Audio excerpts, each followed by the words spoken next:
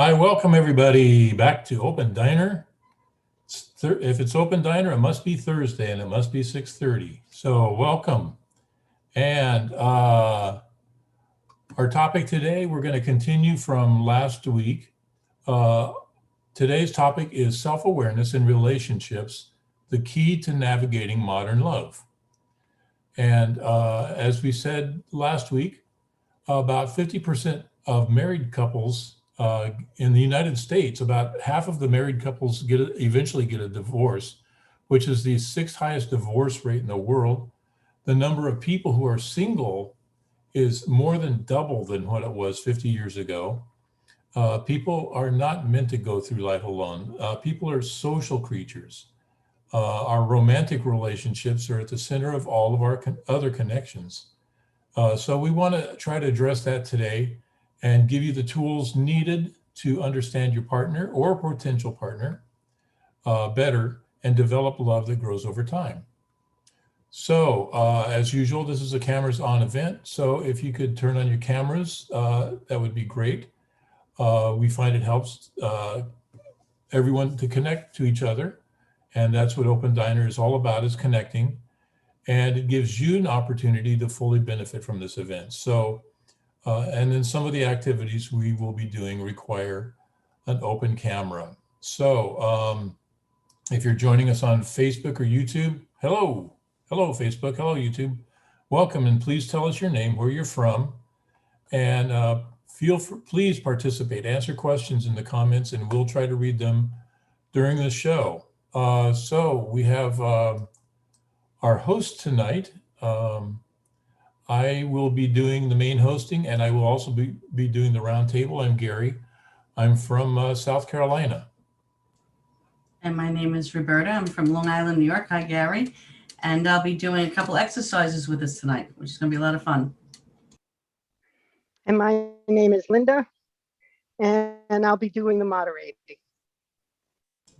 And one thing, it's not a physical exercise. It's going to be conversations. Not that you think we're doing a physical therapy here or something. Go ahead. Sorry, Gary. All right. Looks like we have just old friends here today so far. I'm sure we'll have new people joining us later, but welcome. Nice to see all of you. So like we said, over the next few weeks, we're going to be talking about relationships every Thursday at 6:30. So leave that time open for Open Diner. And so this course was put together by psychologists, and the principles are based on the laws of nature. And it teaches us how to attain harmony in our relationships, despite our differences, and how to achieve love that lasts and grows over time. Of course, as with anything in life, just knowing the rules isn't enough. It's up to each individual person to apply what you learn here in your life. As we know, everything is easier when we do it together. And we are here at Open Diner to provide a supportive environment for you to help apply these rules of love in our lives. It doesn't matter if you're in a romantic relationship currently, or if you're still looking for that special someone. Start applying these rules in all your relationships, and it will prepare you for being a better partner for that special person. It may even draw the right person to you. So we have somebody, we have somebody new here, Christy Verklin. Hi, Christy. Nice to have you here. And hi, sorry. Thank Hi. you. I appreciate the welcome. We're kind of eating dinner at the same time, so well, that's what you're thank supposed you to all. do. That's what you're supposed to do at Open Diner is Okay. grab a plate, grab a Perfect. drink. I won't be able to eat because I'll be talking a lot, but Okay, wonderful. Anyway, let's see. I'm going to turn it over to Roberta now. Roberta. Thank you, Gary. Hi, everybody. A couple announcements, reminders we do every week. Why are we here? We're trying to build a supportive environment, right? We're here to connect above all differences. We stay on topic, no criticism, nothing about politics. We avoid that. A reminder to mute yourself after you speak because it reduces the background noise. If you could turn on your cameras, that would be great because you'll fully benefit from the event, like Gary was saying. And some of the activities we'll be doing later will require to see friends. So let's keep our answers brief if we do speak, if you get a chance to speak. And again, if you're joining on Facebook or YouTube, participate, answer the questions in the comments, and we'll try to read them throughout the show. And we'll all be together during the event. So this should be fun. So we're going to start off with a sharing and listening exercise. Like I said before, sharing and listening exercise. We're going to practice listening without trying to fix anything or make any judgments when someone speaks. So one at a time, if you'd like to, share a story about not being heard, seen, or respected. Tell us how it made you feel. While one of us is speaking, the rest of us are going to practicing listening. The purpose of this exercise is to improve listening, tuning into somebody, and empathy, as well as to learn to rely on each other more when facing confusing or new situations. The story that pops up in your mind first is probably the best one. You know, you don't have to overthink it. Just think of a time where you were not heard, seen, or respected. Maybe you don't want to pick, the most painful story that comes to mind, but something around the lines that I had said. When we're listening, notice when you form a judgment when someone's speaking about what is right and wrong, when you get an idea how you could help, let that all go. We're just going to listen empathetically.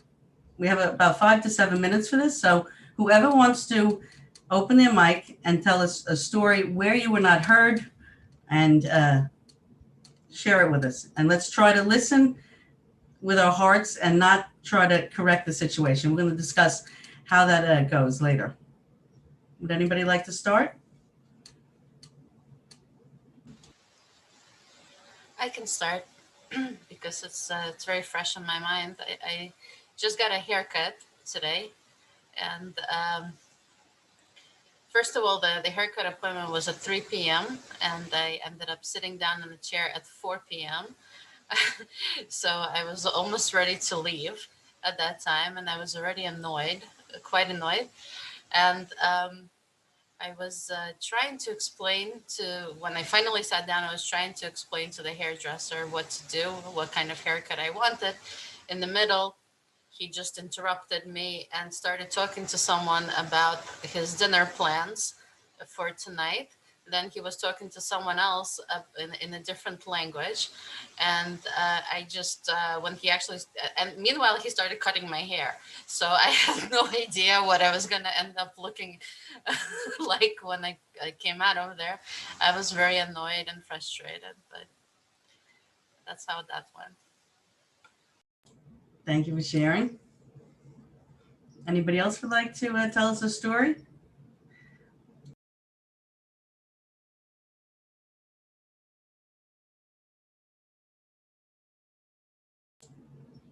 I'll go next, and then maybe somebody will feel what they could think of next. I have my own business, and someone called for a return, and they returned it, and they needed a credit. So the person called up and said, they started yelling at me saying I did not give them a credit. How can I do this? What kind of business am I? I said, let me just explain. I said, it takes 1 to 2 days to get a credit to be, onto your account. They didn't want to hear anything. They just kept yelling at me. At one point, I started saying, maybe I am a thief. They really made me feel so small, and I was not doing anything wrong. It's just how, processes happen in business with credits. But it was very disturbing after that. And finally, the woman came around and said, oh, I understand now, after 5 minutes of being berated. So it is very disheartening feeling like that. And it made me feel very small. But luckily, I was listening. I didn't argue with her. I just listened. But anybody else would like to, any story could be good. Could be anything. I can offer a general one. I'm in business as well. I've been belittled many, many times and not listened to. I've also watched in many businesses where, maybe someone who's quiet or whatever isn't being listened to. And there's a disaster from that. We really do need to listen to each other. And this thing about belittling others, I will tell, if the society was listening to me, I would say this is one of the most dangerous things you could possibly do. You get things like, you get very bad things from that. If people feel they're worth nothing, then they have nothing to live for. And that's a very dangerous predicament. And all people are, I've seen it a million times in business. I've seen people get belittled, and these are just good people trying to do their job. And then they leave, and the company gets worse and falls apart. I've seen that many times. So anyways, that's mine.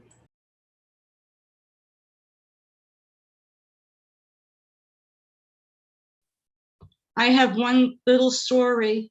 I've many times in my life where I felt I wasn't being listened to, but anyway, this is kind of funny because I have a sister. It's just the two of us, and we love each other very much. And we're just two different kinds of people, very different. Whenever I'm on the phone with her, I feel like she's talking a mile a minute. And she says, I don't talk fast, okay. And then I'm trying to answer something and I can't get a word in edgewise. I'm like, sis, we call each other sis, fine, sis, I'm trying to say something here. And she's like, okay. I said, you talk fast. No, I don't. My daughter-in-law says I don't talk fast. I said, okay, never mind. She's about 40 years younger than me anyway. But it's frustrating, to say the least. So how did it make you feel? Frustrated? Frustrated, yes.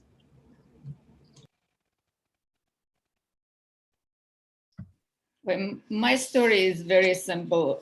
I went to a store just yesterday, and I wanted to buy a watermelon, and I didn't see a price. And I asked for a price. The guy was sorting fruits nearby, and I asked him, "What is the price for the watermelon?" And he said, "This is the price." And I walked closer to the watermelons, and I saw that it's true that each watermelon had a price on it, a little tiny, tag label. And I went back to Guy and wanted to compliment him and said, yeah, you're right. There is a price. He got so upset with me. He said, I told you this is the price. It was, now I'm saying it's very funny, but at the time I was taken aback. I was shocked at his reaction. So how do you feel about that? Now it seems funny. At the time it wasn't, it wasn't at all, it was, how impatient we are. I start thinking about myself, of course, too. So that how many times I would be impatient and react immediately, without even thinking and, just processing what somebody's telling me. Thanks, Elisa. I see we have Jerome has joined us. Hi, Jerome. And I see another friend here, Shaza. If you could turn on your camera, that would be great. Just to tell the two of you what we're talking about. We have about another minute. We were telling about a story. We were sharing with each other a story that you felt like you were not heard, seen, or respected. And how did you feel in those situations? I don't know if anybody, the two of you would like to add, or anybody else. We have, like I said, another minute or so. I'm going to do the next part of this.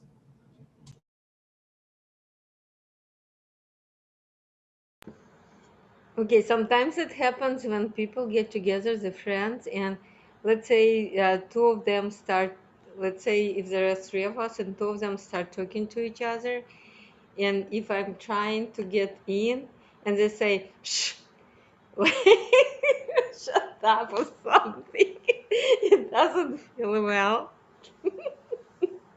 So I think people need to be respected in this situation. Thank you, Natalia.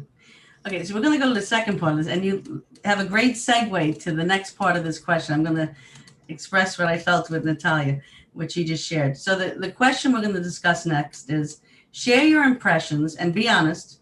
What did it feel like to listen without judging?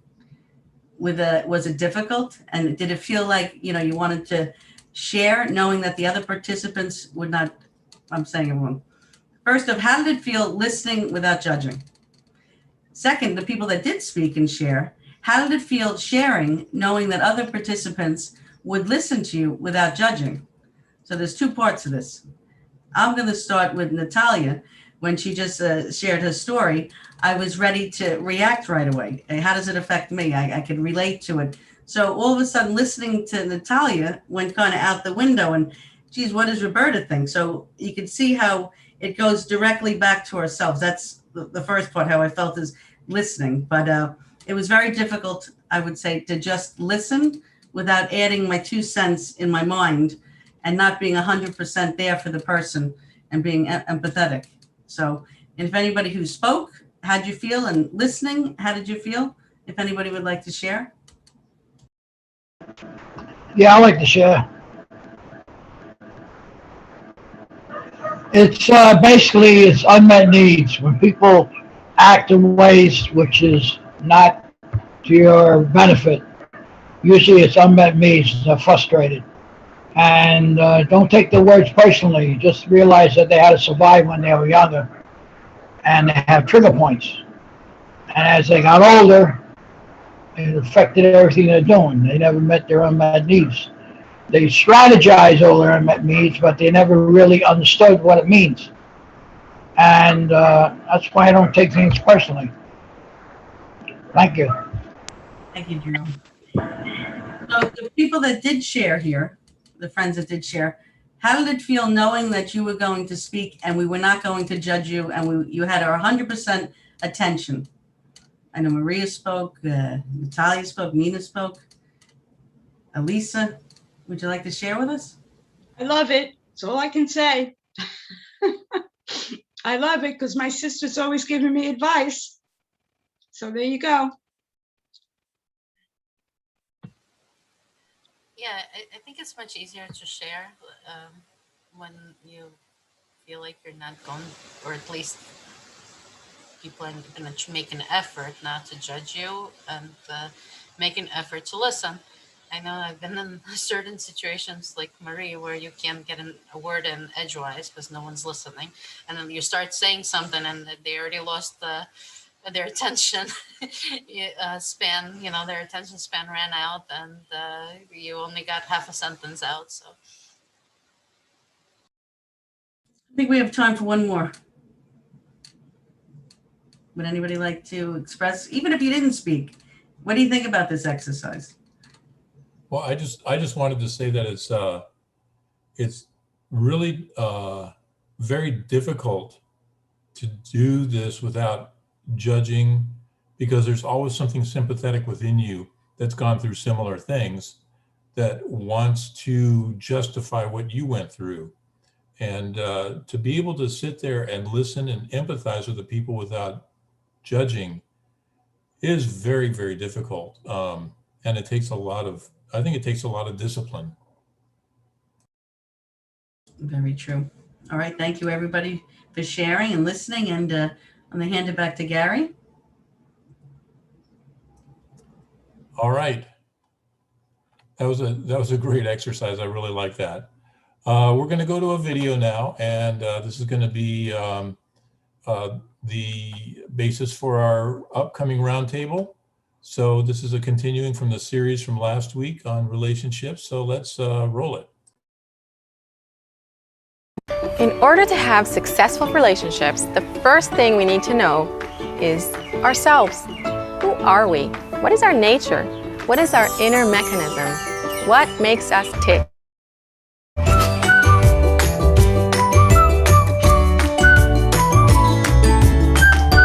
Understanding ourselves will, of course, help us understand others too. So let's get straight to it. Kabbalists explain that our nature, our inner mechanism, is simply a desire to feel maximum pleasure with minimum effort. That is what you can find at the very foundation of life, of everything you see around you. It's the formula of matter in nature. We all want to feel good, to experience pleasure. In relation to others, it means we want other people to love, respect, and value us, and we certainly don't want anything to be lacking or hurtful. This is the most basic law of our nature. everyone has this inner mechanism. It can also be called our ego or our self.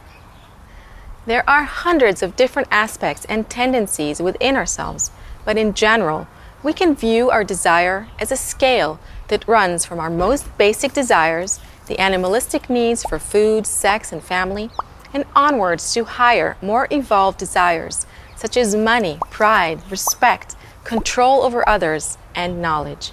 For each of us, these desires appear in different combinations and at different levels of intensity.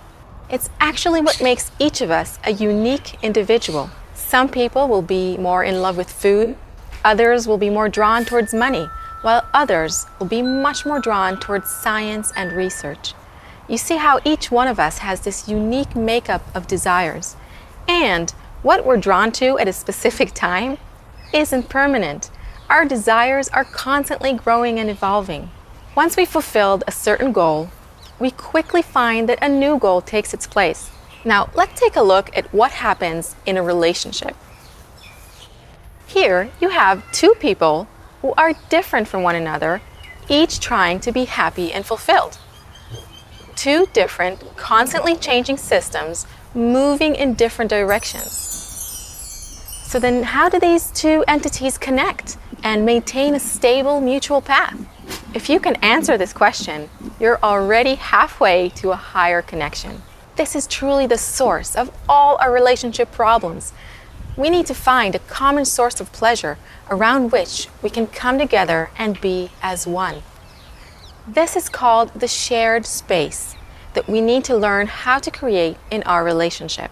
This shared space is really the center of our relationship, and it's something that exists above all our other individual desires, pulling us in different directions, and above all the events and relationship dynamics we experience. This shared space can really only be created by a mutual desire for love and connection.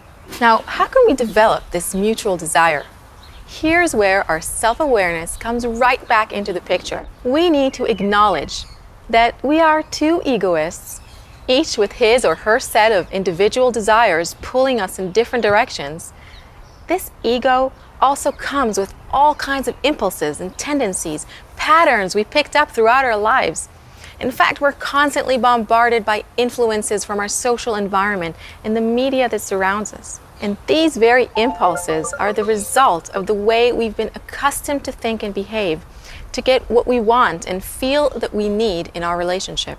When our interests meet, we may feel that the relationship is flowing, but when they're not, we feel justified in demanding, criticizing, being judgmental, detached, or insensitive, and that's what causes arguments and makes us see things differently. We can lash out at the other person simply because we're feeling empty. Becoming more aware of these impulses will allow us to begin to move in a new direction. Instead of our nature controlling us, we can begin to see it much more clearly and choose differently. Instead of allowing our anger, our disagreements, and our differences to control us, we can rise above our automatic responses and choose to connect above it. We'll have an entire lesson on how to make that choice, but for now, I just want to make one thing clear. Having an ego, experiencing anger, judgment, even aggression, is not something to be embarrassed about.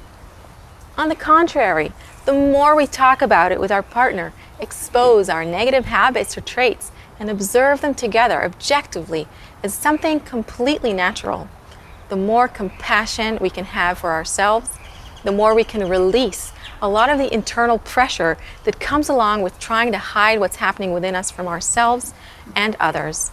And finally, we can choose differently. Because it really doesn't matter what patterns you or your partner have.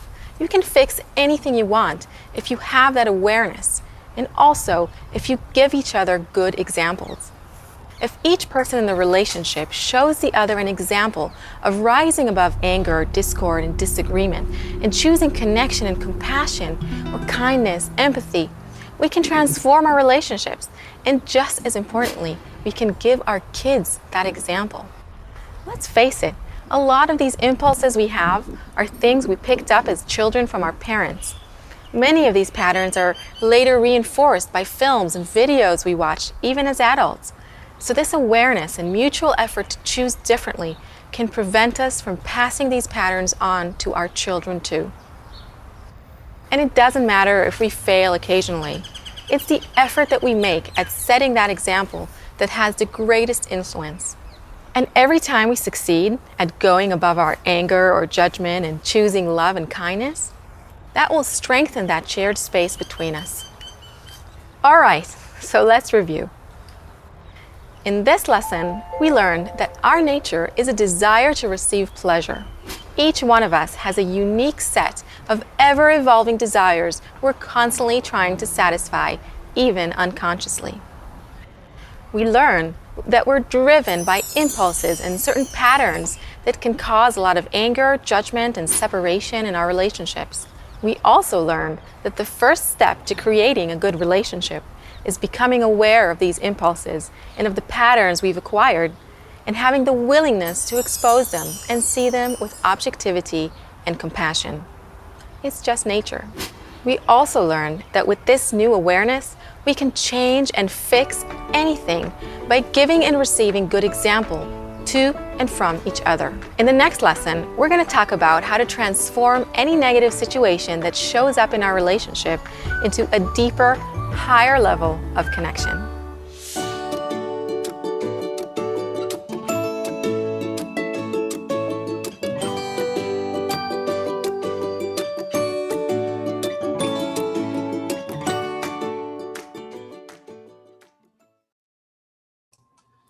All right, this is such a great course. I love that video. And it's something that we can apply in all of our relationships. It's universal. It goes across the board, but it really applies very well in our romantic relationships. We're gonna get into our round discussion, but first we'll go over our etiquette rules as usual. We're trying to create a warm, sharing, welcoming environment here that includes everybody and doesn't judge anybody, like we did in our little exercise earlier. Everyone is equal and very important. We go around the table and speak briefly and on topic. We've been doing really good on that. Listen attentively, just like we did in our exercise earlier. Everybody's answer is a part of the entire picture. There are no right or wrong answers, and the truth is in the center of our connection.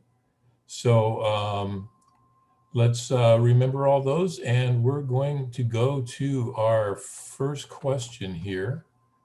And the first question is, and just a reminder, everybody, if you can, turn your cameras on. It makes our interaction a lot better, and we can connect to each other a lot better if our cameras are all on.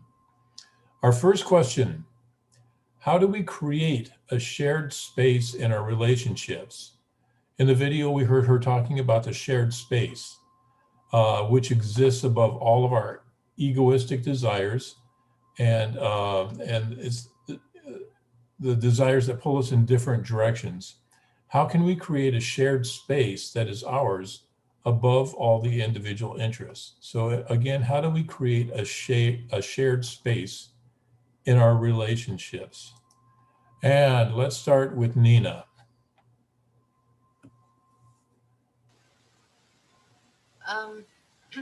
Like she said in the video, we need to concentrate on our connection and the love between us above all our differences.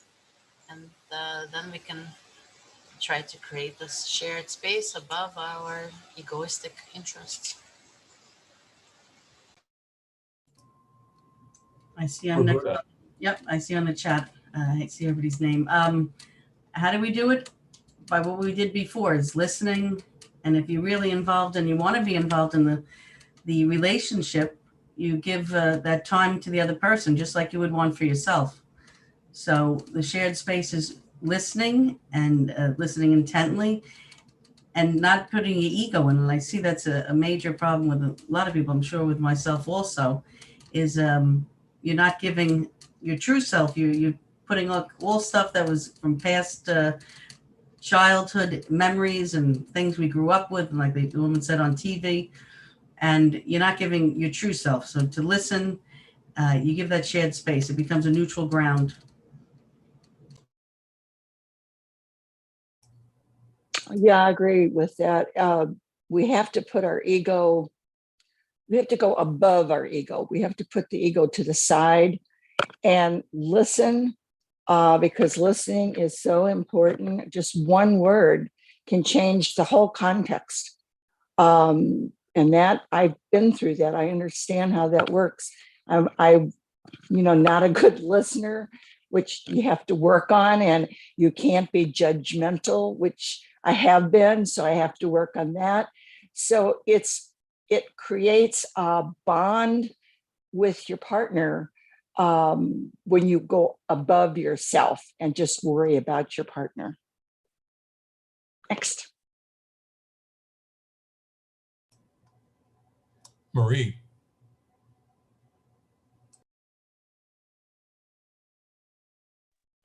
Okay, for me, it's all about communication. And I've been haven't been very good at it in my last relationships. In my marriage, I never told anybody what I was looking for him. You can't be in the same space and have a shared space where everybody feels they're being listened to and not judged unless you communicate with each other. So I've been very, let's just say I haven't been really very good at it. I was a very quiet child. And so to put my needs out there was always, always very difficult for me. I mean, it's changed a lot over the years, but it's been very difficult. So if the other person doesn't know, what you're thinking or how you're reacting or whatever, it's going to be very hard to share that space. That's it. Yeah, that's very true. When I think of the shared space, it's almost like almost an intimate space that maybe two people reach together, that they have an agreement that this is where they're going to be able to communicate freely and without that judgment, without anything else. And I'm sure it takes a lot of work to get to that place, but it's their own. Once you have a shared space with somebody, that belongs to you guys alone. And it's a very, to me, it seems like a very safe space for the relationship. And it's a space of understanding. Paula. Yeah, to me, it seems like a simple answer. To me, it's communication, but it's a simple answer, but implementing it is never simple, it seems sometimes. I think it's important to listen to what the other person's saying and figure out why what they're saying is making you feel the way it is, and just keeping communication open.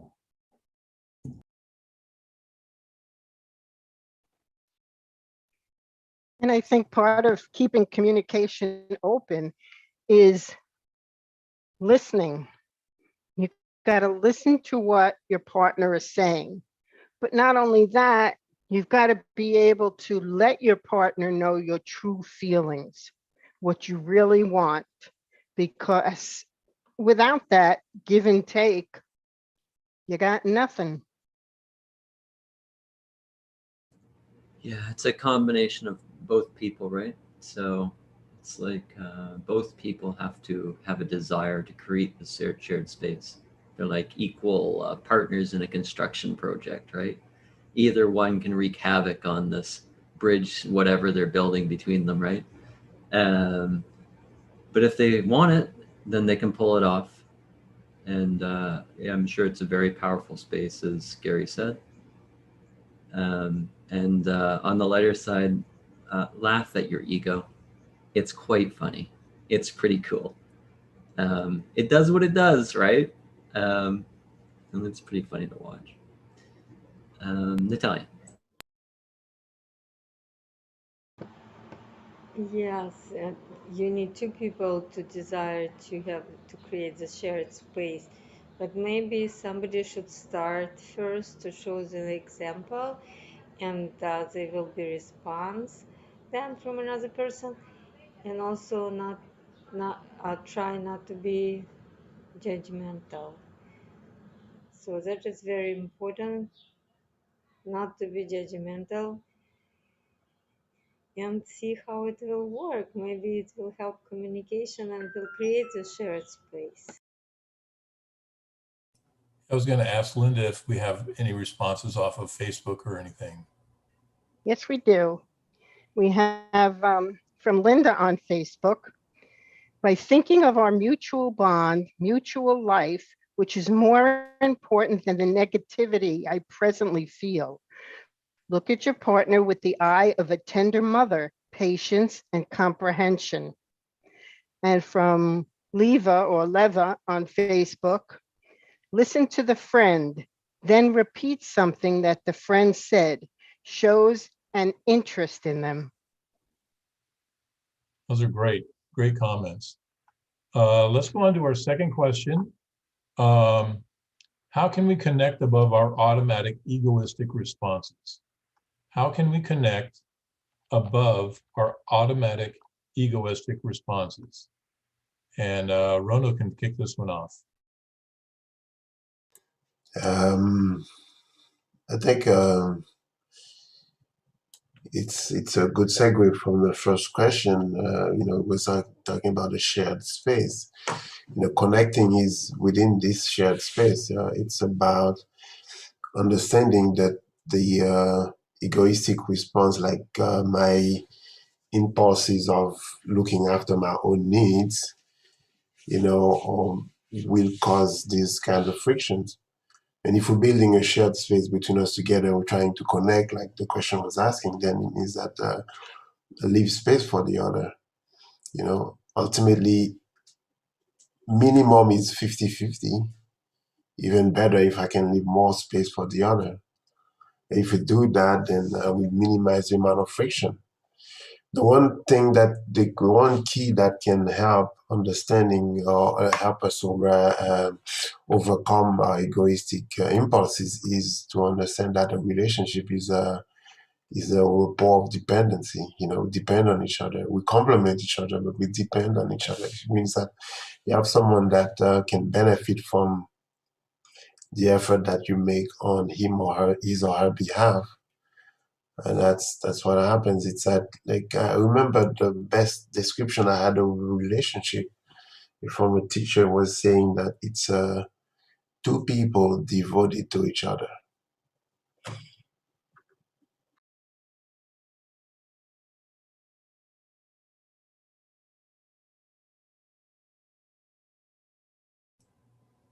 Ilana.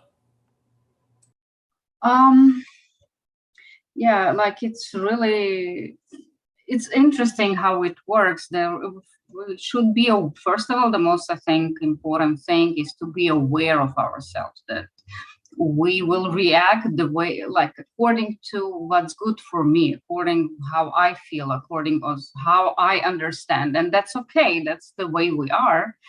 But when you know that, then you can actually try to see the other person, that he has a different personality, that he might have a different needs, even different desires, everything. So try to be a little in his her shoes, and it's actually you can make it a game. It's really cool, I think.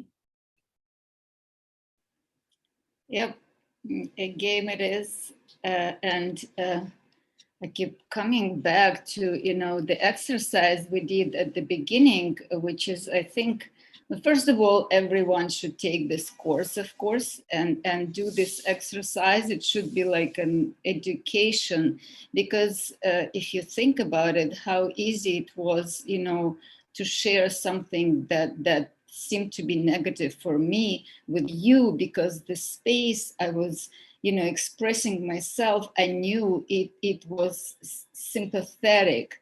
It will not have judgment. So our common space should be exactly like this. I can express myself and the other side can express in this open space, but in this open space, there is no judgment.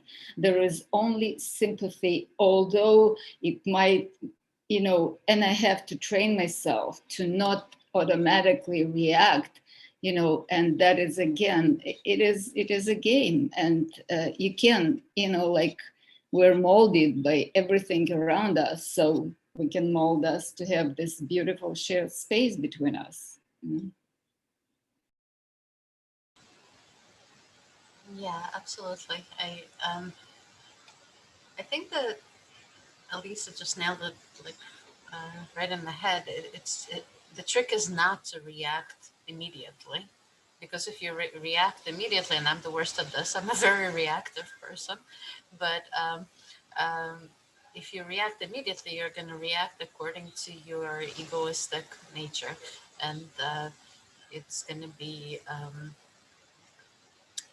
not a thought out, reasonable response to the situation, just an automatic, impulsive, animalistic, if you will, a response to the situation. But if you take a moment and actually think about why, like Paula was saying before, why am I feeling what I'm feeling right now from the other person, you know, and why am I reacting the way that I am right now, and value your kind of place your connection with other person above all of this as the most important thing, not proving my point, but actually connecting more with this person. Then you can really respond in a more beneficial way for both of you and for your relationship. Yeah, and just to add to what both of you said and everybody said, you know, where did this ego get us? If you start learning, we're getting older. Not even, it doesn't have to do with age, it has to do with what you're learning. How do you feel when you used your ego? And look at the consequences that came out of it. Either you said too much or you said too little. And in the end result, you see it's a problem because you're not communicating, you're not giving the space.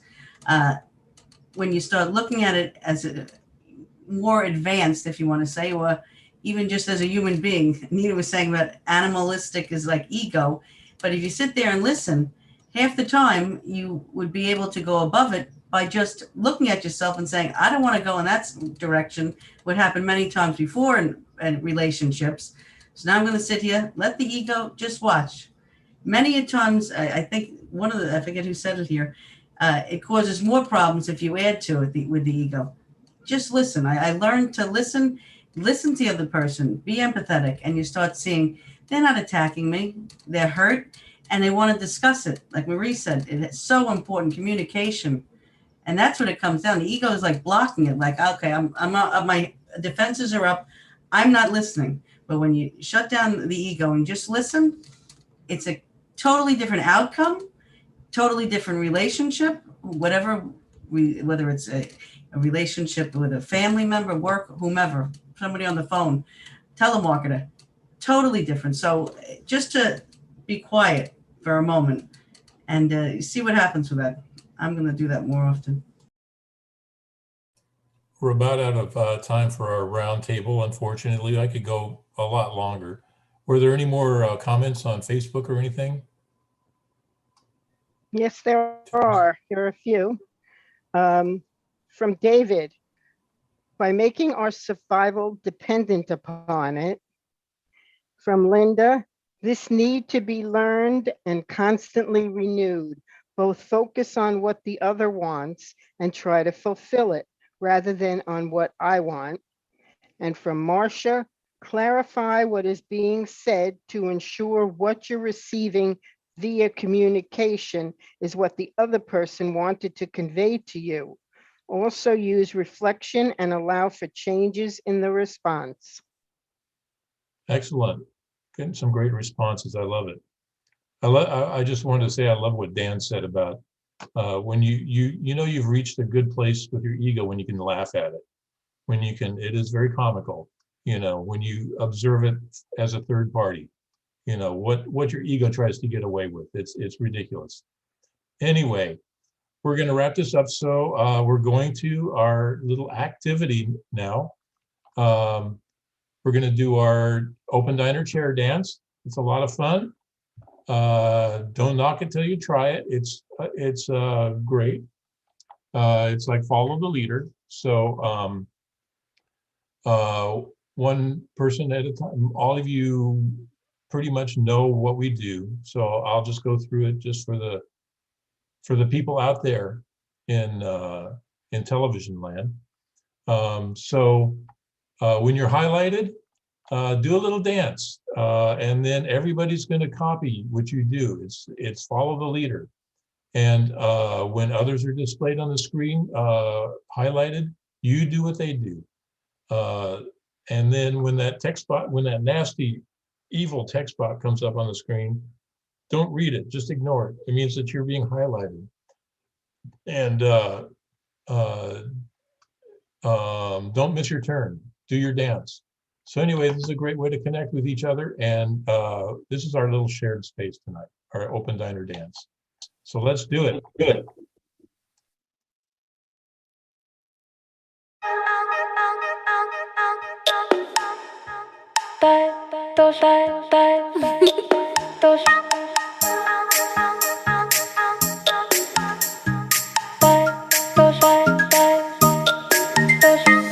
Late at night, I think of you. Your vision floods my mind. There isn't much I wouldn't do to be sure you're mine. No matter what you choose to do, no matter day or time, I only want to be with you. I will be there by your side.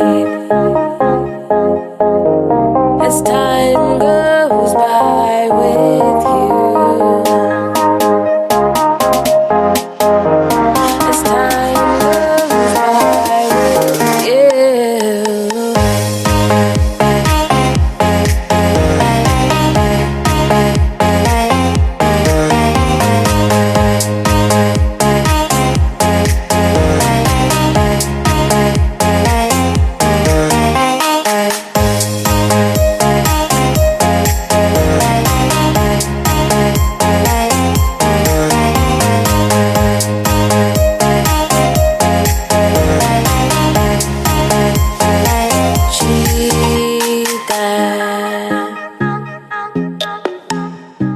Time goes by with you.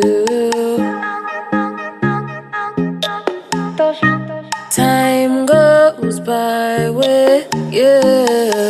Anata watashi no ai. Anata wa watashi no junzei. Anata wa watashi no ashi. 金子招待，金鸡招待，海斗招待，全部招待。君を教えてください。あなたに夢中だ。As time goes by with you.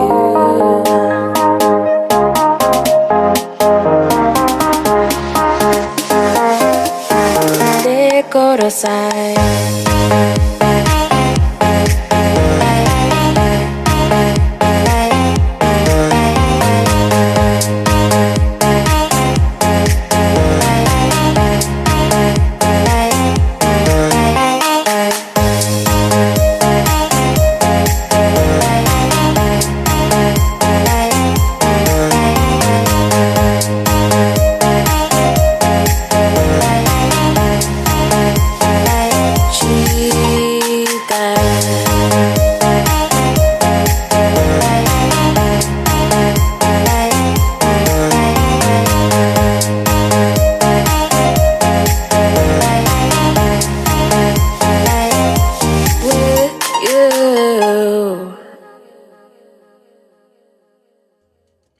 That was fun, right? Got us to loosen up after all this great talk. So we have a great exercise. We're going to do one more before at the end of the evening. It's called Building a Collective Intention Together. We did this a few times in Open Diner ago. We spoke about the power of intention. If you missed it last week, we're going to put the recording up on Facebook and YouTube. We'll post the link in a little while. We learned that our intention is intensified when we intend collectively. When I was reading this, I said, say that 5 times. We learned that intention is intensified when we intend collectively. So right now we're going to build the collective intention for the week until we meet again. So let's take a moment and think about what we want to achieve this week. You know, we had great, talks and discussions and different ways to look at, how to have a good intention when we speak to people. So let's take a moment, think about it. When you're ready, tell us just in a few words what your intention is for the week regarding your relationships. As one of us speaks, let's try to listen to their intention and then add to it. This way, we'll try to build the collective intention, which will help us throughout the week, all of us. So whoever wants to start, please, it's yours. Listen without any judgment. Just listen. Listen in this space, open space. Yeah, I'm going to keep an eye on my ego instead of the other person.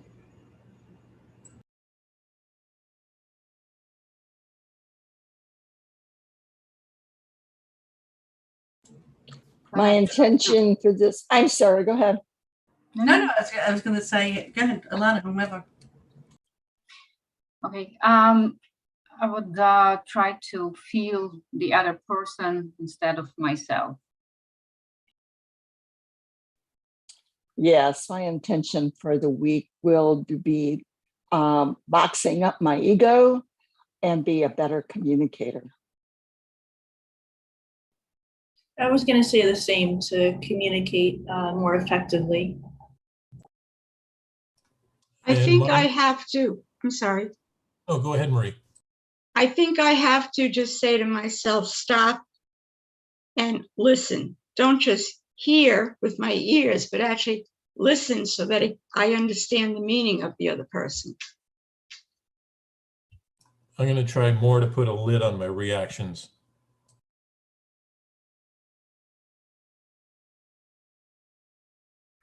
Think about what I say before I say it.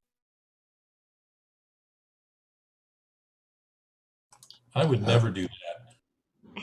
Yes, count to 10 before you say something. Can I quickly just say from Brendan, he wasn't able to join us this week and he's on Facebook watching us. He had to work, but he says that my intention is not to work next Thursday, so I can join everyone on Zoom next week. Love you, Brandon.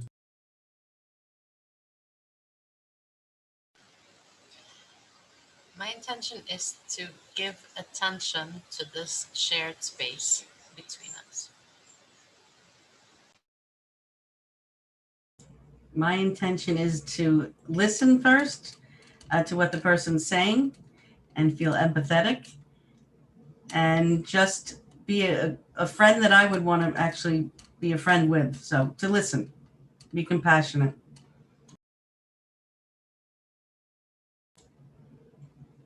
Who didn't go? I didn't. My wife is on vacation the next few weeks, so I work from home. So it's gonna have to juggle a little bit, doing some of her activities because she likes to do things outdoors, for example.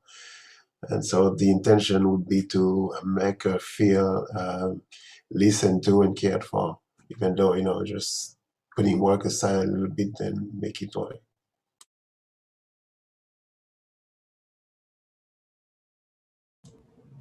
Did everybody go? We have to have everybody because we need this intention from all of us at the end of the week. Everybody went then? Yes? Well, if that's the case, unfortunately, we're wrapping up. I can't believe an hour went by, but We're going to put some slides up, and we're going to show you where you can follow us on Facebook, on Meetup, YouTube, Twitter, Instagram. Click like, subscribe, of course. Most importantly, share with your friends. And on Instagram and TikTok, there's a cool short clips that we do from past events. And even like tonight, they do graphics from everything you have said. All the words you say actually turn into like kind of like art, you could say. They do nice graphics. So when you do speak, you're an artist in a way. On YouTube and Facebook, you can watch all the past events. There's about 65 of them now, I believe. And next Thursday, we're going to be talking about true love, how to achieve true love in relationships. The invite is on Facebook and Meetup. Please RSVP and follow and subscribe, and you'll be notified of all our events. We hope to see you next Thursday. Love seeing you guys, and bring your friends too if you think they could benefit from the event, which anybody could benefit from this event, truly. Thank you for joining and taking part. Please continue to join us every Thursday at 6:30 p.m. Eastern Time, and spread the word and bring your friends. I hope everybody had a great evening. I think it was amazing, and I think we'll take a lot away from this week. Thank you, Gary, Linda, everybody for sharing. So much. Thank you. Thanks, Deb. That was great. See you next Thursday. Beautiful.